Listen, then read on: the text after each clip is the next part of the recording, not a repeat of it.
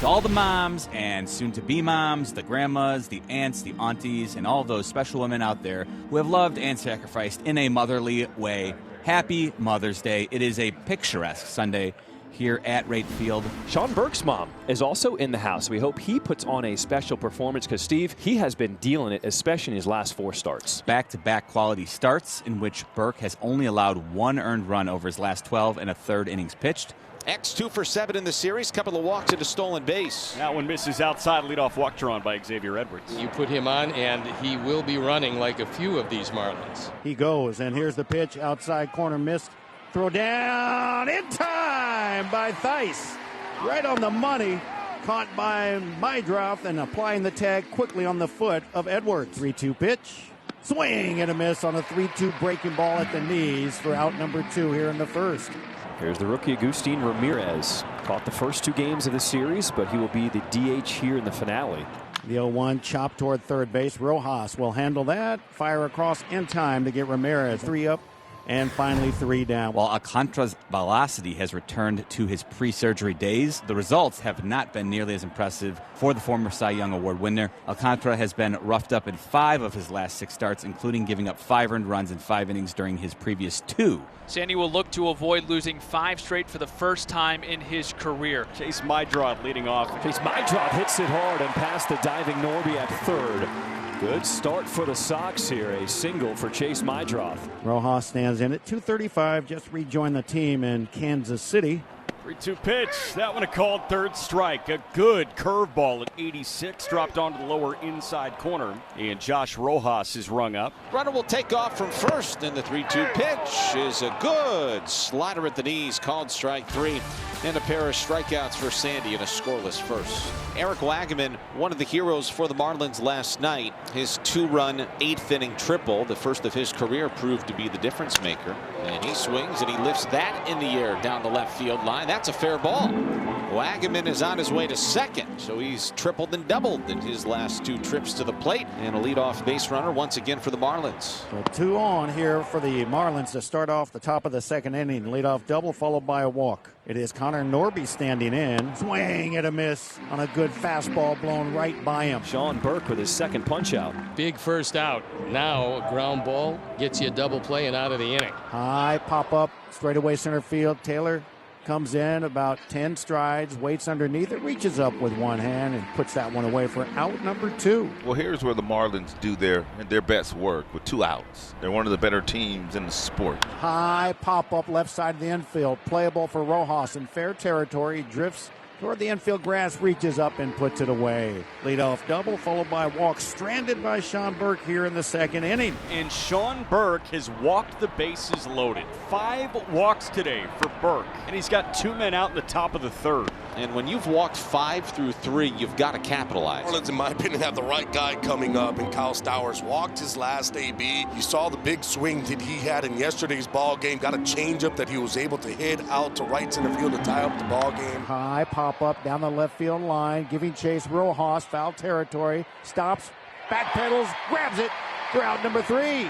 So Sean Burke flirts with danger and avoids it, strands the bases loaded. So Sandy issues the walk to Rojas, and there will be 2 men on and 2 men gone for Andrew Vaughn, who has homered in 2 consecutive games. He's never homered in 3 in a row. Looking for just a base hit here at the very least. Hit hard on the ground and into left field.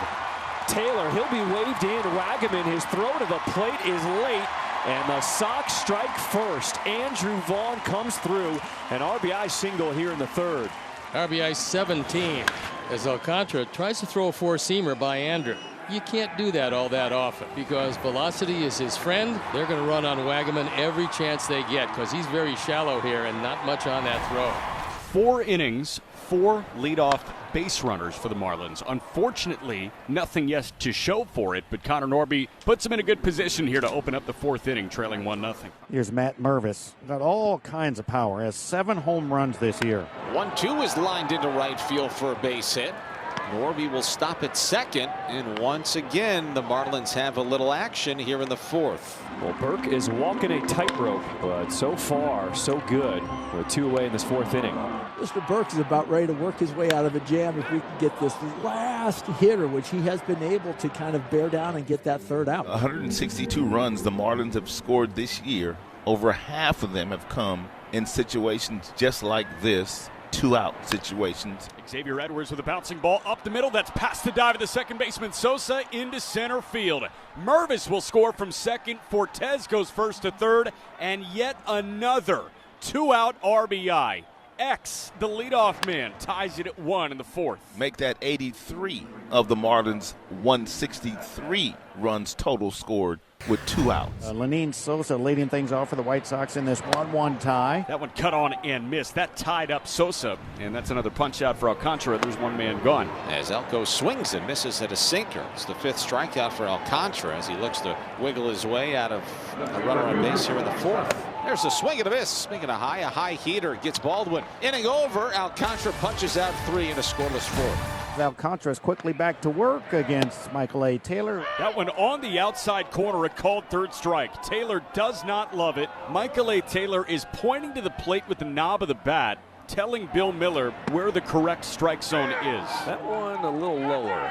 Yeah, even if you're a pitcher's ump, that one was way out of the zone. And here comes Will, and I think he was given the boot. It's Timms and Will Venable on a walk attacking the home plate umpire right now. They're in his face. Now they're both gone. I don't know who was thrown out first, Timms or Venable, but the last pitch called, Mike, you can see from the side angle that it was down. So it appears it was a 2-for-1 Mother's Day special. And Chase Mydroth standing in the batter's box. He has 1 hit and a strikeout in this game. On the ground, and it just gets by the diving Norby at third.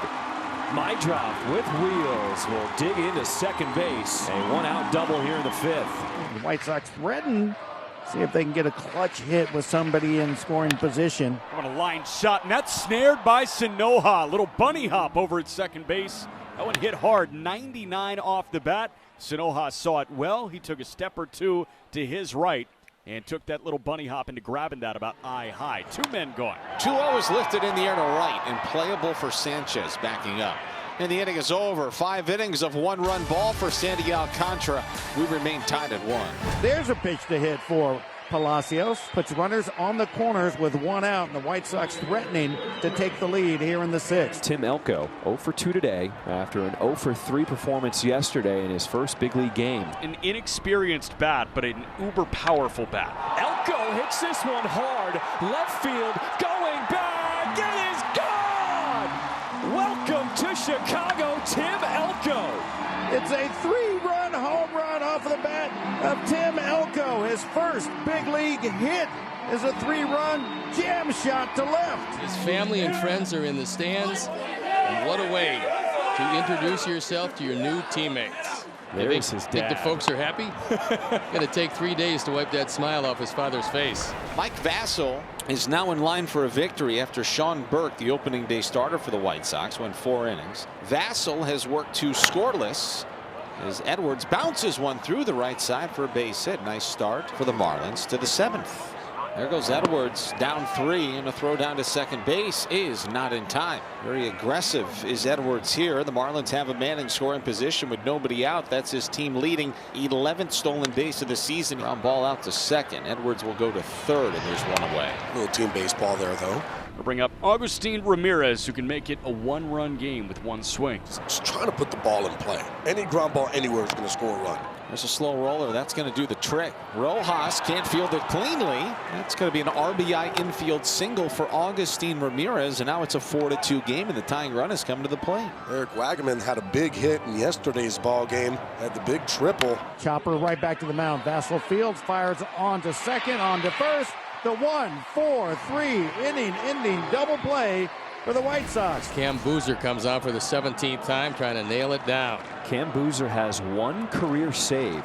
That came when he was with the Red Sox last season against the White Sox. Sox 1 out away from wrapping it up. Popped up in the infield, and that's ball game. Mydroth squeezes. Cam Boozer picks up his first save in a White Sox uniform. And the White Sox will get the series win with this 4-2 win over the Marlins in the finale.